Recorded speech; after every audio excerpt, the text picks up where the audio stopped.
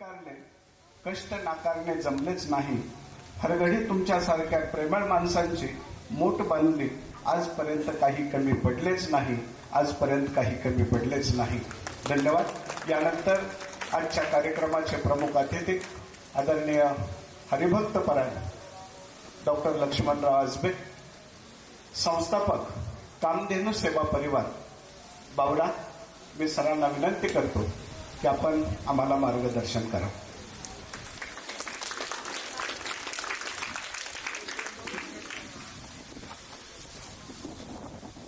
वसुदेव सुतं देव कंस चाणूरमर्दनम देवकी परमानंदम कृष्णं वंदे जगद्गुरुम.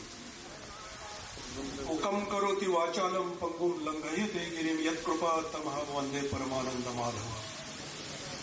अखंड मंडलाकारं व्याप्तं येन चराचरं तत्पदं दर्शितं येन तस्मै श्री गुरुवे नमः.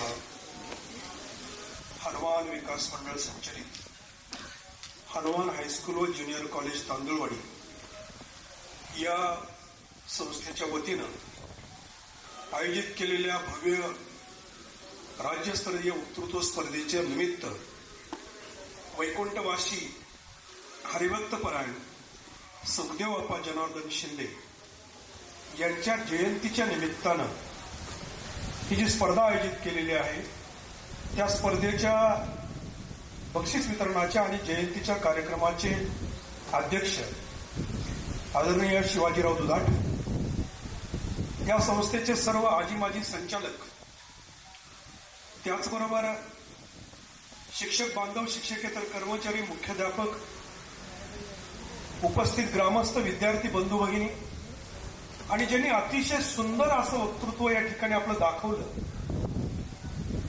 हे भारताची खरी ताकद वाटते मला. या सर्व नवयुवकांना, युवतींना नतमस्तक होऊन माझं परमभाग्य समजतो मी की अशा एका देवतुल्य देवस्वरूप माणसाच्या जयंतीच्या कार्यक्रमाला प्रमुख पाहुणा म्हणून मला उपस्थित राहतात. सर्वप्रथम वैकुंठवासी हरिभक्तपरायण सुखदेव अप्पा जनार्दन शिंदे यांच्या पवित्र स्मृतीला अभिवादन. माझ्या बांधवांना, आपल्या धर्मशास्त्राचा एक नियम आहे, जयंती भगवंताची होत असते, पुण्यतिथी संतांची होत असते आणि श्राद्ध आपल्यासारख्या सामान्य माणसाचं होत असतं. हा जर धर्माचा नियम असेल तर माणूस म्हणून जन्माला आलेले सुखदेव अप्पा त्यांची जयंती, छत्रपती शिवाजीराजे माणूस म्हणून जन्माला आले त्यांची जयंती, डॉक्टर बाबासाहेब आंबेडकर माणूस म्हणून आले त्यांची जयंती, आम्ही धर्माचा नियम बदलून करतो कसं काय? ऐका माझ्या बांधवांनो, की ज्या व्यक्तीनं आपला माणूस म्हणून जन्म घेतला आणि आपल्या हयातीतच देवस्वरूप प्राप्त केलं, अशा व्यक्तींची जयंती होते. आणि हे धर्मशास्त्रातलं सगळ्यात अवघड कार्य हे लक्षात ठेवा. आमचं श्रीमद भागवत सांगतं, दुर्लभो मनुष्य देहो देहिनाम क्षरभंगुराहा तत्रापि दुर्लभम मन्ये वैकुंठ प्रिय दर्शनम. हा जगप्रसिद्ध श्लोक आहे भागवतातला आमच्या. हा श्लोक आम्हाला असा सांगतो की या श्लोकातून माणूस म्हणून जन्माला आला तरी मृत्यूपूर्वी क्षणभंगुर आयुष्य माणसाचं दुर्लभ आहे, तरी देवस्वरूप होणं अवघड आहे. उपस्थित सर्व पत्रकार बांधवांना पण मी विनंती करतो की माझ्याबरोबरच या चिमुरड्यांनी जे विचार व्यक्त केले ना तेही आपण प्रसारित करावेत. लखलखत्या तलवारी वाटल्या मला आजच्या या बदलापूरच्या सगळ्या घटनेच्या कराल काळामध्ये.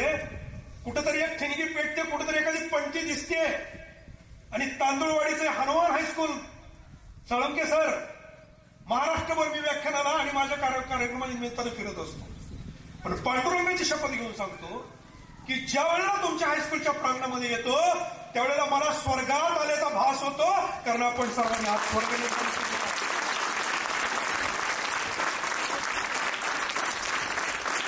कर्णात साठवून ठेवावे अशी मुली गायल्या हो. स्वागताचं गीत औपचारिकता नव्हती, त्याला सुचवलेलं एखादं काम नव्हतं, तर त्या प्रत्येक मुलीच्या जीवाचा कान करून त्या लेकरांचं मी ऐकलं. जीव ओतला होता त्या लेकरांनी, त्या जीव ओतला होता. हे कसं काय शक्य झालं? तुकाराम महाराजांचा एक अभंग आहे, एका बीजा केला नाश मग भोगिले कणीस.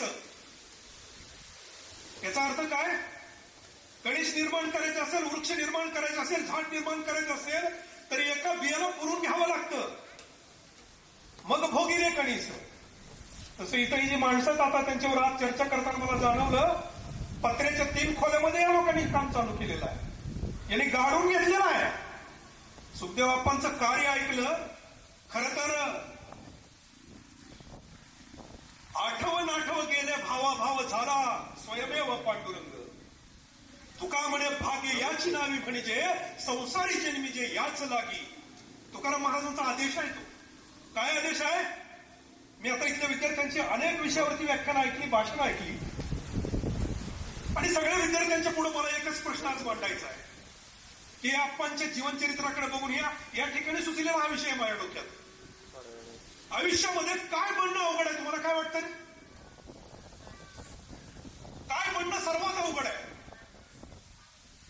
देशाचा पंतप्रधान बनणं अवघड नाही. चहा विकणारा माणूस पण देशाचा पंतप्रधान बनू शकला. संविधानाने आपल्याला ती ताकद दिलेली आहे. राष्ट्रपती बनणं सुद्धा अवघड नाही.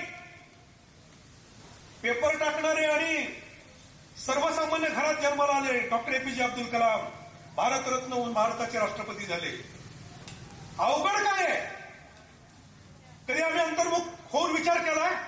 मी जन्माला आलो माणूस म्हणून, मुलगी म्हणून, मुलगा म्हणून, जे काय असेल मी जन्माला आलो तर माझ्या जीवनाचं ध्येय काय असलं पाहिजे? मी काय झालं पाहिजे?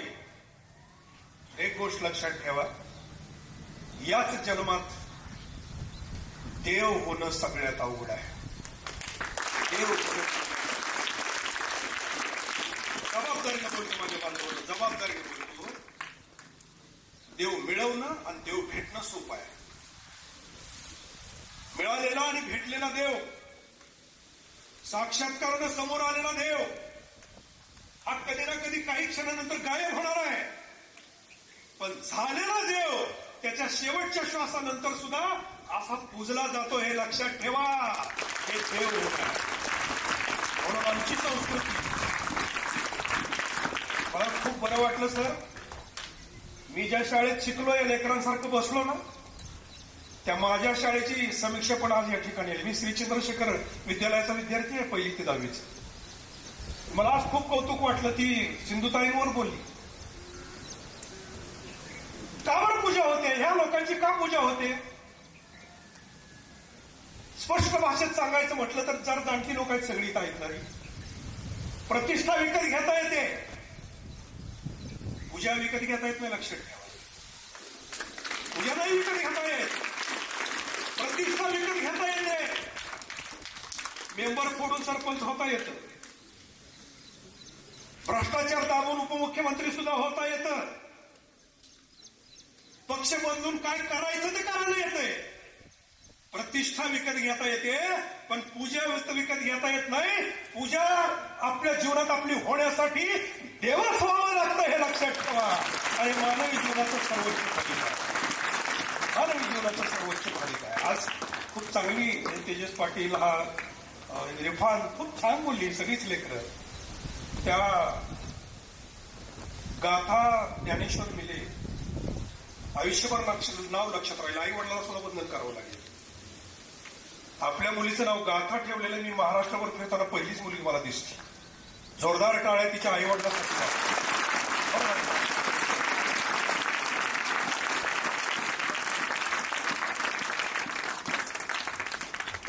आज मासाक जिजाऊचे एक शब्द आठवतात माझ्या माता भगिनीने, तुम्हाला सांगतो. इरफाननं अतिशय सुंदर विषय मांडला, तेजसनं विषय मांडला. मला सगळ्यांचा सार थोडासा मर्यादित वेळेत बोलत जायचंय. रांजेच्या पाटलाला शिक्षा देत असताना मासाहेब कानाकीच्या बाजूला बसल्या होत्या. शिवाजीराजांनी शिक्षा सुनावली, सगळ्यांना माहिती आहे. चौरंग केला पण त्याला मारला नाही. एक लक्षात घ्या, शिवाजीराजांची शिक्षा. स्वराज्याशी गद्दारी करणाऱ्या एकाही माणसाला शिवाजीराजांनी जीवन सोडलं नाही. खंडोजी खोपड्याला सोडला, त्याचं कारण कान्होजीने त्याला शब्द दिला होता म्हणून तरी उजवा हात आणि डावा पाय कापला. पण स्वराज्याशी गद्दारी करणाऱ्या एकाही माणसाला शिवाजीराजांनी सोडलं नाही. शिवाजीराजांच्या स्वराज्यामध्ये एकूण 3 स्त्रियांवर अत्याचार झाले, बलात्कार झाले.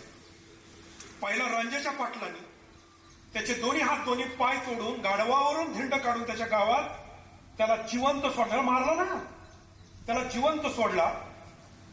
दुसरा, दक्षिण दिग्विजया वेळी सखोजी गायकवाड नावाच्या सरदारानं एका सावित्रीबाई नावाच्या देसाईची इज्जत लुटली होती, त्याचे डोळे फोडले शिवाजीराजांनी.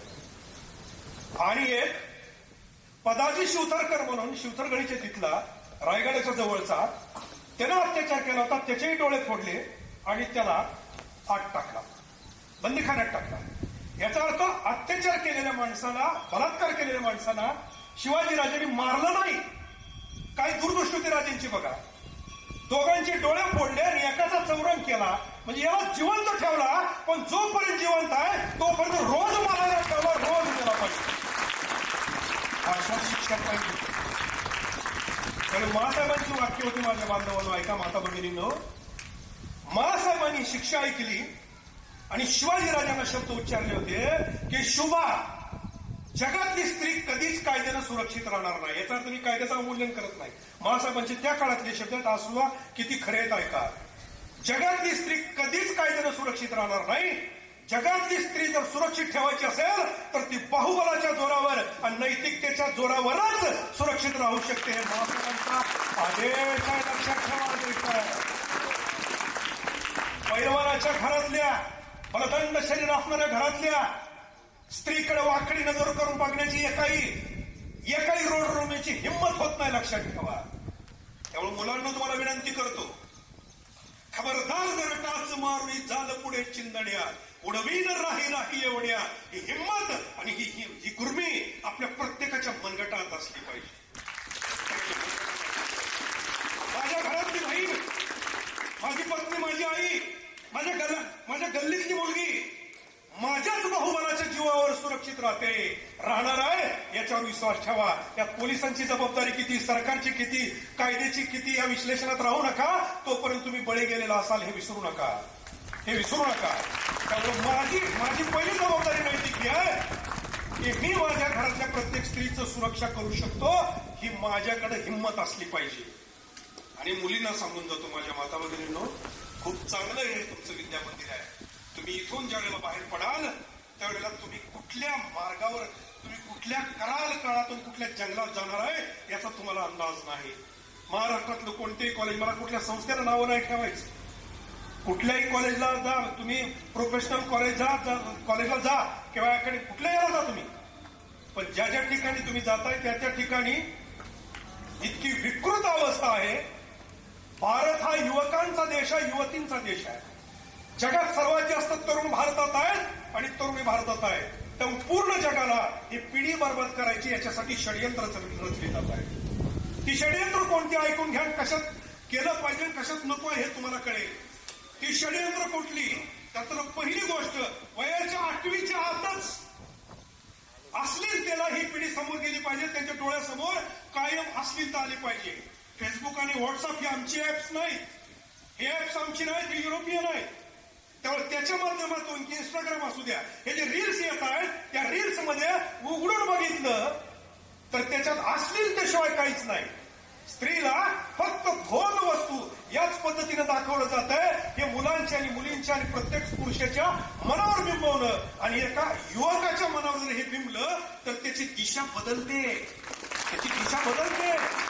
करिअरकडे फोकस केलेले पोरं. एक लक्षात घ्या, आजही युपीएससीला एमपीएससीला पहिली आलेली मुलं, 12वीला 10वीला पहिली आलेली मुलं, युपीएससीला एमपीएससीला पहिली आलेल्या मुली, यांचं चरित्र जरा एकदा त्यांच्या मुलाखतीतून बघा, त्यांना आठवा आणि त्यांना विचारा, त्यांना अभ्यासा. तुमच्याच काळातली आहे, पण ते जर यश मिळवायचं असेल तर त्याला आपल्या सगळ्या बुद्धीला आणि ताकदीला एका ठिकाणी एकाग्र करून फोकस करून तिथपर्यंत पोहोचावं लागत असतं. हे लक्षात ठेवा. लपडीबाज पोरी या ठिकाणी यशस्वी झाल्या नाही आणि होणार नाही. याचा अर्थ आजही तुमच्या जीवनापुढे जर ध्येय असेल आणि त्या ध्येयाच्या दृष्टीनं तुमचं जीवन जर तपस्वी होत असेल तर 100% त्या तपश्चर्यासाठी तुमच्या ताकदीचा आणि बुद्धीचा संचय तुमच्याकडे होईल आणि एक ना एक दिवस तुमचं यश गाठल्यानंतर सगळ्या जगाला ललकारून सांगाल की मी जे ठरवलं ते माझ्या आयुष्यामध्ये मिळवलं. हे तुम्ही निश्चितपणानं सांगाल. त्याच्यासाठी माझ्या माता भगिनींनो तुम्हाला विनंती करतो, चांगलं राहणं, सुंदर दिसणं, सुंदर असणं याला माझा विरोध नाही. मला याचा विरोध नाही. ब्युटी पार्लरकडे जावं, तुमच्याकडे तुमचे हेअरस्टाईल असाव्यात, काय काळाबरोबर राहिलं पाहिजे. उद्या आपल्यालाच कोणी नाही पसंत केलं तर इथून सुरुवात होते. हे लक्षात ठेवा. चांगलं असावं, सुंदर दिसावं याला माझा विरोध नाही, पण त्या प्रदर्शनाला माझा विरोध आहे. एक लक्षात ठेवा, स्त्री ज्या ज्यावेळी प्रदर्शित झाली त्या त्यावेळेला धोक्यात गेलेली आहे. ज्यावेळी प्रदर्शित झाली त्यावेळेला धोक्यात गेली. सीता माता एकदाच प्रदर्शित झाली होती रावणाच्या समोर, एकच वेळा. कुठं? स्वयंवराच्या वेळी. शूर्पणखेचं ज्यावेळी लक्ष्मणानं नाक कापलं ना, तर शूर्पणखेला रावणाचा वीक पॉइंट माहित होता. त्यामुळं, कारण त्याला किती बायका होत्या माहिती आहे रावणाला तुम्हाला? 80,000 बायका होत्या त्याला. शूर्पणखेनं सीतेचं फक्त वर्णन केलं. रावणानं ते काय असं साधूचा वेश करून तिला पळवून नेले सगळ्यांना माहिती आहे. पण जिचा पती प्रत्यक्ष प्रभू रामचंद्र आहे त्या सीतेला सुद्धा एका प्रदर्शनानंतर तिचं हरण चुकलं नाही. सिंहासारखे बलाढ्य 5 पती पांडवासारखे असताना सुद्धा द्रौपदीला वस्त्रहरण चुकलं नाही. लक्षात ठेवा. त्यामुळे ज्या हिरोईनची, ज्या मॉडेलची तुम्हाला नक्कल करावीशी वाटते ना, त्या हिरोईनला, मॉडेलला तुमचा भाव आहे ना, त्याने सांगतो एक पत्र लिहा किंवा मेसेज करा की मॅडम, ज्या कपड्यावर, तोकड्या कपड्यावर तुम्ही या गाण्यावर डान्स केला, मॅडम ज्या कपड्यावर तुम्ही टीव्हीला ही जाहिरात दिली, त्या कपड्यावर पोलीस संरक्षण बरोबर नसताना, तुमचे अंगरक्षक बरोबर नसताना, त्याच कपड्यात तांदूळवाडीच्या स्टँडवर उतरा आणि एकट्या फक्त या शाळेपर्यंत चालत येऊन दाखवा. कुत्र्याला तोडण्यासारखी माणसं त्याला तोडली. लक्ष ठेवा, कुत्र्याला तोडल्यासारखी. पैशासाठी, टीआरपीसाठी देह प्रदर्शन करून शाळेत जाणारी, कॉलेजला जाणारी, रानात कामाला जाणारी, नोकरीला जाणारी माझी माता भगिनी यामुळे धोक्यात गेलेली. त्यामुळे तुम्हाला तुमच्या पुढे एक विनंती करतोय माझ्या बांधवांना, आपल्यावर जबाबदारी आहे. आपल्यावर जबाबदारी आहे. बदलापूर तिथंच घडतंय असं नाही, बदलापूर सगळीकडे चालू आहे. आज टीव्हीच्या बातम्या बघितल्या तर सुन्न डोकं होते. सुन्न. कोणत्या काळात आम्ही आहोत? मिळवला पैसा, आम्ही मिळवली प्रसिद्धी, मुळे काय सगळं जरी मिळवलं, सगळं जरी मिळवलं ना, तर एक गोष्ट लक्षात ठेवा, गजनीच्या मोहम्मदानं ज्यावेळी सोरटी सोमनाथाच्या शिवलिंगावर खण मारला होता त्यावेळेला आमचा समाज असा म्हणत होता की आमचा देव जागृत आहे. सोरटी सोमनाथावर ज्याने खण मारला त्याची वाट लागेल आमचा देव, तिथं त्याला शिक्षा दिल्याशिवाय राहणार नाही. काही झालं असं ऐका, मी इतिहासाचा धर्माचा अभ्यास काय म्हणून बोलतो. नाही झालं असं, नाही झालं. 17 वेळा लूट केली तिने, 17 वेळा. दुसरी गोष्ट आहे का, आज बंगालमध्ये, बांगलादेशामध्ये फक्त हिंदूवर अत्याचार होतात असं नका समजू. ज्या सत्तांतरामध्ये शेख हसीनाला पळून यावं लागलं, त्यांच्या पार्टीच्या 19 मंत्र्यांना कुटुंबासह जिवंत जळले, ते सगळे मुस्लिम होते. हे लक्षात ठेवा. तिथं फक्त हिंदूचाच विषय नाही, डोक्यात घेऊ नका हे. त्यामुळे देवाचं स्वरूप आम्हाला कळालं नाही, धर्माचा अभ्यास आमचा नाही, कारण आम्ही त्याकडे घुसलोच नाही. खूप चांगलं कृष्णाचं वर्णन तेजसनं पण केलं. श्रीकृष्ण सुदामा ही गोष्ट जेवढी आम्ही वाचतो, ऐकतो, त्यावेळी आमच्या डोक्यात एवढंच असतं की मी सुदामा आहे, मला कुणीतरी कृष्ण भेटावा. आपण प्रत्येक जण स्वतःला सुदामा समजतो, पण आमची कुणाचीच कृष्ण व्हायची इच्छा होत नाही. कृष्ण कोणाला म्हणतात? पोरांना जर विचारलं ना, सर मी आता कॉलेजवर माझी व्याख्यान असतात, विचारलं ना पोरांना मी की रे बाबा तुला देव कुठला आवडतो, कुठला देव आवडतो ना पोरांना, कुठला देव आवडतो?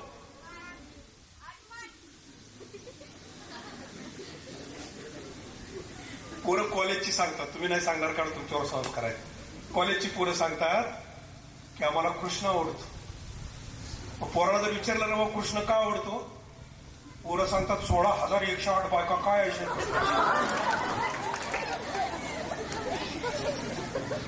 ऐका,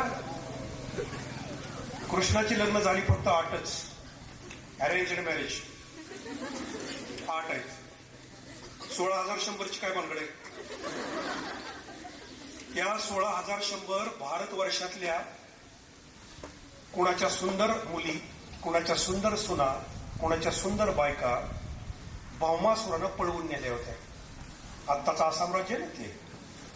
आणि त्यानं कोठडीत डांबल्या होत्या. नुसत्या डांबल्या नव्हत्या, तर वाना उत्पात सांगायचे भागवताचार्य की त्यांच्यावर बलात्कार झाला होता.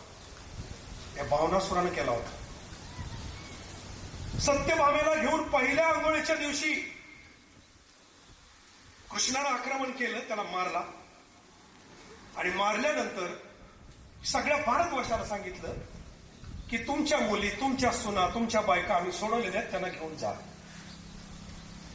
त्यावेळेला भारतवर्षातला पुरुष सुद्धा असाच षंडवृत्तीचा बनला होता. काय म्हणली ही लोक की त्या बाटलेले आहेत, त्यांच्यावर बलात्कार झालेला आहे, आम्ही त्यांना स्वीकारणार नाही. एक प्रश्न विचारतो माझ्या बांधवांना, कुणाच्या बहिणीवर अत्याचार होतो, बलात्कार होतो? जिचा भाऊ दुबळा झाला. कुणाच्या पत्नीवर अत्याचार होतो? जिचा नवरा दुबळा झाला. कुणाच्या मुलीवर अत्याचार होतो? जिचा बाप दुबळा झाला. अरे दुबळे झालो आपण, आणि आजही शिक्षा भोगायला होते माझ्या बहिणीला. तर या सगळ्या गेल्या आणि कृष्णाला सांगितलं तू सोडवलंय, नरकातून सोडवलंय आम्हाला, पण आता आमचं घरच आम्हाला स्वीकारत नाही, आम्ही काय करू? तर कृष्णानं या सर्वांशी विवाह केला. एक लक्षात ठेवा, आम्ही बलात्कार झालेली स्त्री आई म्हणून स्वीकारू, आम्ही बलात्कार झालेली स्त्री बहीण म्हणून स्वीकारू, पण बलात्कार झालेली स्त्री पत्नी म्हणून स्वीकारण्यासाठी देवच व्हावं लागतं. त्याचं नाव आहे भगवान श्रीकृष्ण भगवान. नाही सांगितलं तमाशात नेला. छत्रपती शिवाजी राजांचं जे आदर्श दैवत आहे भगवान श्रीकृष्ण, किती साम्य बघा. भगवान श्रीकृष्णाचा आदर्श छत्रपती शिवाजी राजांनी घेतला. शिवाजी राजांची लग्न अटक झाली, भगवान श्रीकृष्णाची अटक झाली. शिवाजी राजांचा जन्म झाला तेव्हा माता पिता कुळाचं वैर होतं जाधव बसल्यांचं. कृष्णाचा जन्म झाला त्यावेळी कंसाचं आणि वसुदेवाचं वैर होतं. कंस नावाचा मामा भगवान श्रीकृष्ण वयाच्या 11व्या वर्षी तालमीत छलांग मारून उरावर बसून मारला. छत्रपती शिवाजीराजांनी वयाच्या 14व्या वर्षी आपला सावत्र मामा संभाजी मोहिते सुपा परगण्याचा तलवार उगारली, माफी मागितली म्हणून वाचला. साम्य बघा.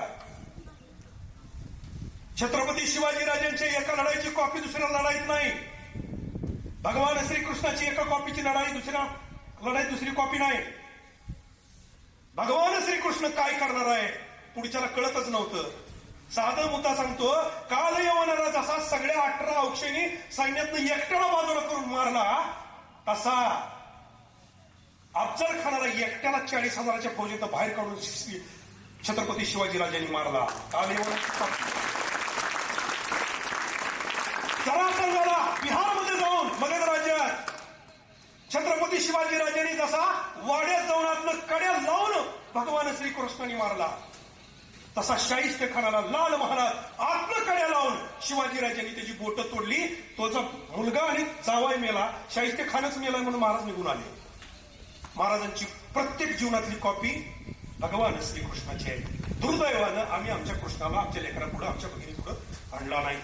माझी एक विनंती, माझ्या बांधवांना वेळ खूप झालाय, पण इतकी लेकरं चांगली बोलली की माझा ऐकायची तुमची मानसिकता असेल नसेल मला काही लक्षात आलं नाही. पण खरंच सांगतो तुम्हाला, अध्यक्ष साहेब, या संस्थेचे अध्यक्ष संचालक आवर्जून सांगतो, कामधेनू सेवा परिवाराच्या माध्यमातून मी संपूर्ण महाराष्ट्रभर काम करतो.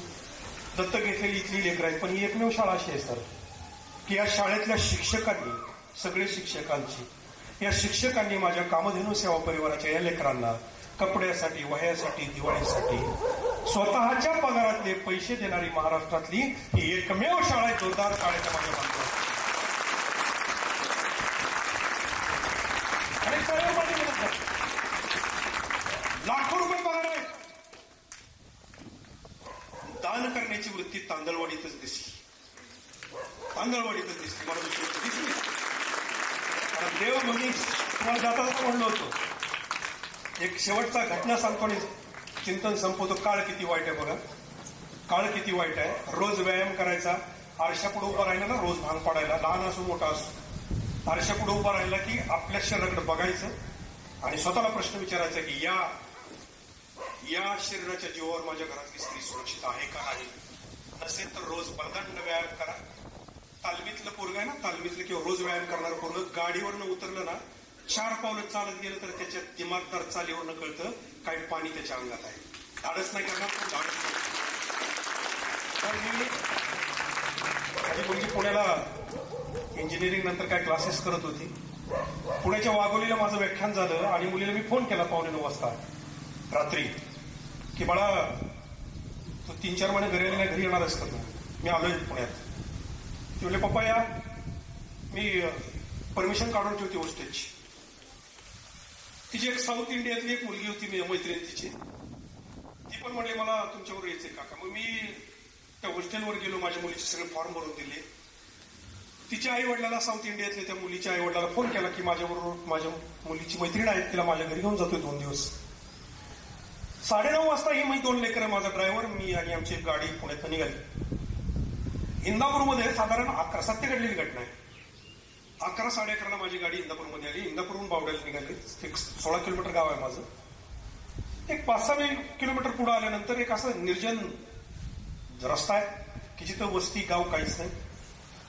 तिथं आल्यानंतर भर रस्त्यावर मध्ये एक 40-42 वर्षाची एक स्त्री दोन्ही हात करून मोठ्यानं ओरडत होती, गाडी थांबवा, गाडी थांबवा. माझ्या ड्रायव्हरनं गाडीला ब्रेक मारला आणि ब्रेक मारून ती बाजूला झाली महिला की माझ्या गाडीचा त्यानं वेग वाढवला. तो वेग वाढवला की ती महिला माझ्या गाडीच्या मागे पळायला लागली, गाडी थांबवा. मी ड्रायव्हरला म्हटलं गाडी थांबव.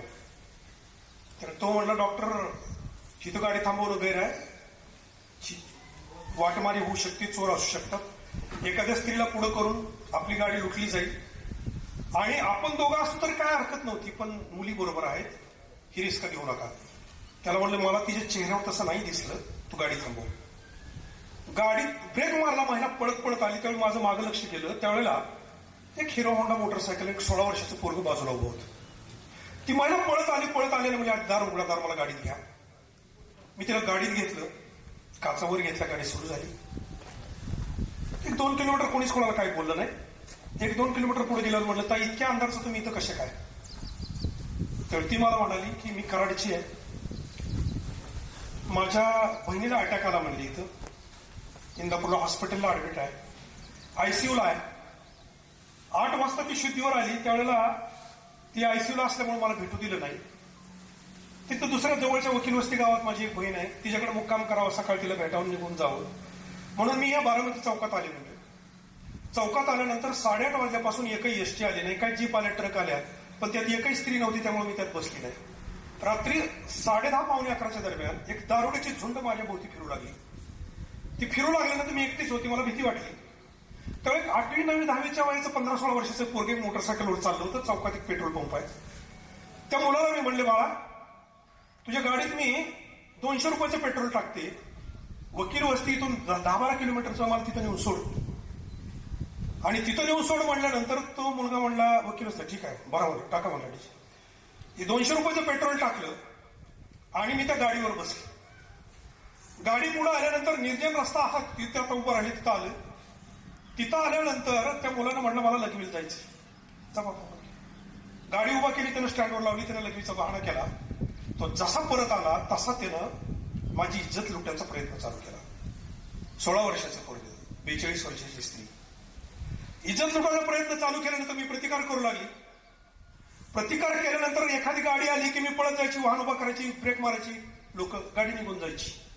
गाडी निघून गेली की हा माझ्या अंगाला झोंबायचा. शेवटी मी दगड उचलला. दगड उचलल्यानंतर त्या मुलानं काय केलं की त्याच्या इंदापूर मधल्या काही मित्रांना फोन केला की शिकार आहे, तुम्ही 4-5 जण या. आणि मला ती क्रॉसही झाली होती. 4-5 मोटरसायकलवर टुकार पोरं निघाली होती. तोपर्यंत तुमची गाडी आली, तुम्ही मला गाडीत घेतलं आणि तुम्ही पुढे आला. तोपर्यंत वकील वस्ती आली. वकील वस्ती आल्यानंतर मी त्या महिलेला म्हणलं, मला गाव माझ्या शेजारचं आहे, कुठे सोडायचं तुला सांग. 11:30 पावणे 12चा वेळ झाला होता. तिला सोडायला गेलो मी. तिनं घर सांगितलं. ती गाडीतनं खाली उतरली अशी 4 पावलं पुढे गेली. परत माघारी आली. मी खाली उतर म्हणले. खाली उतरली. मी खाली उतरलो. काचा खाली घेतल्या मुलींनी गाडीच्या. तिनं साष्टांग नोट माझ्या पायावर घातला. आज तुमच्यामुळे माझी इज्जत वाचली, माझा जीव सुद्धा वाचला. या लोकांनी माझा खून सुद्धा केला असता. तिच्या चेहऱ्यावर ती तृप्तता होती. तुम्हाला खरंच सांगतो माझ्या बांधवांनो, 4 धाम यात्रा केल्यानंतर जे पुण्य प्राप्त होतं ना, ते समाधान माझ्या चेहऱ्यावर होतं.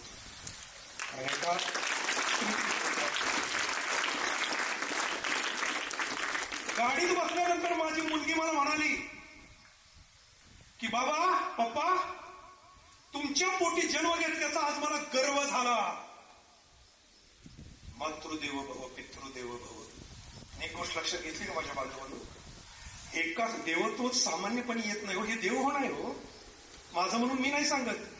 ज्या माणसांनी, काल आमच्या चाळुक्य सर होते गेल्या दिवाळीच्या भाऊबीजीला, कोयता घेऊन एकतर्फी प्रेमातनं पुण्यातनं ज्या मुलीची हत्या करायला लागला होता, एक तिचा प्रियकर एकतर्फी, तो कोयता हातात घेऊन आपल्या अंगावरचा वार चुकून त्या पोरीचा जीव ज्याने वाचवला, तो यशपाल जवळगे, त्याला कामधेनू सेवा परिवाराचा या वर्षीचा पुरस्कार दिला.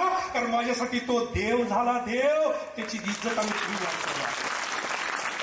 म्हणून मी तुम्हाला निश्चितपणे सांगतो माझ्या बांधवांनो, की माझ्या मुलीची तरुण असलेले कॉलेज संपलेल्या अविवाहित माझ्या मुलीची, तिच्या मैत्रिणीची इज्जत मी डावावर मांडली. काय सांगावं त्या ठिकाणी? तर दरोडेखोरच असते तर माझी मुलगी आणि माझी त्या मुलीची मैत्रीण, आम्ही सगळं डावावर मांडलं.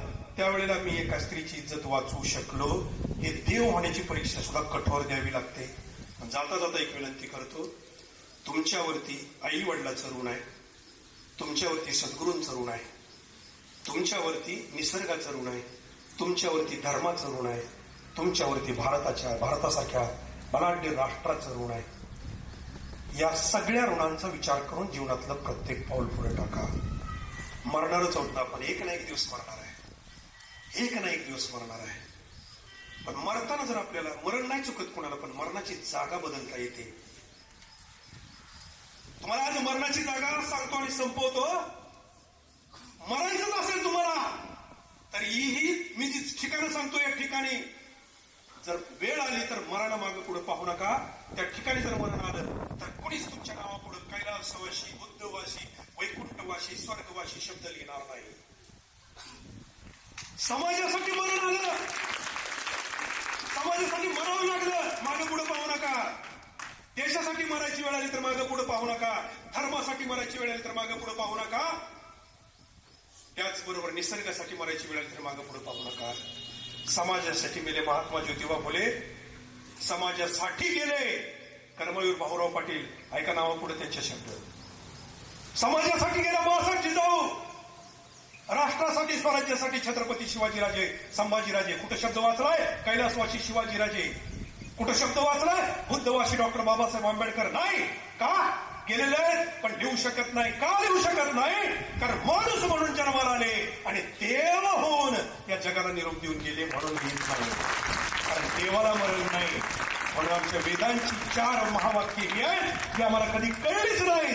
ती ज्या माणसाला ऐन तारुण्यात कळतील, वेदांच्या 4 महावाक्याचा उच्चार सांगतो. अहम ब्रह्मास्मी म्हणजे मी देव आहे. तत्वमसी म्हणजे ते तत्व तू आहे. प्रज्ञानम ब्रह्म म्हणजे ज्ञान, तेच तत्व आहे. अयम आत्मा ब्रह्म, माझा आत्मा ब्रह्म आहे. याचा अर्थ मी देव आहे. याचा साक्षात्कार शेवटचा श्वास घेण्यापूर्वी ज्याला झाला, तो जो देव झाला, तो स्वतःच जगणं सोडून समाजासाठी जगतो. म्हणून अशा वैकुंठवाशी सुखदेव बाप्पा जनार्दन शिंदे यांच्या जयंतीच्या निमित्तानं त्यांना आम्ही अभिवादन करतो. इथल्या शिक्षकांना, संचालकांना आणि ज्या पालकांनी या लेकरांना वक्तृत्वाच्या स्पर्धेच्या निमित्तानं या ठिकाणी पाठवलं आणि त्यांची जी सेवा केली, या भारताच्या भविष्यातल्या, उज्ज्वल भविष्याच्या या शिलेदारांना मी वंदन करतो. आणि माझं वाक्पुष्प या शिक्षकांच्या, संस्थाचालकांच्या आणि वैकुंठवासी सुखदेव बाप्पा जनार्दन शिंदे यांच्या चरणावर समर्पित करतो. आणि सेवेला पूर्ण विराम देतो. जय हिंद, जय महाराष्ट्र.